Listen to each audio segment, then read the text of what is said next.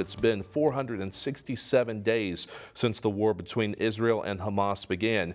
And ABC News has learned that some of the hostages, which includes Americans, could be released this weekend. ABC's Nicole D'Antonio reports as President Biden spoke about this issue during his farewell address last night. Good morning. The deal could end 15 months of war, but some are questioning whether the ceasefire can survive beyond the first phase. Jubilation in the streets of Gaza after an apparent ceasefire deal between Hamas and Israel. But overnight, Israel already claiming Hamas has reneged on parts of the deal.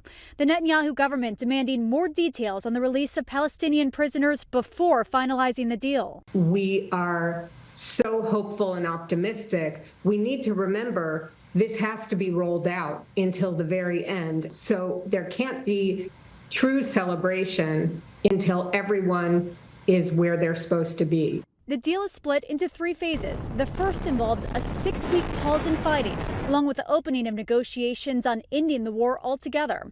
Over those 6 weeks, 33 of the nearly 100 hostages held by Hamas would be released, including 2 Americans. I'm happy that they actually managed to pass it over the finish line. I hope the nightmare is over. Palestinian prisoners would also be released. The second phase involves the release of all remaining living hostages, and Israeli forces would withdraw from Gaza. The third phase would initiate reconstruction of Gaza. The deal, on the table for months, was brokered by leaders from across the Middle East, along with President Biden's team and the incoming Trump administration.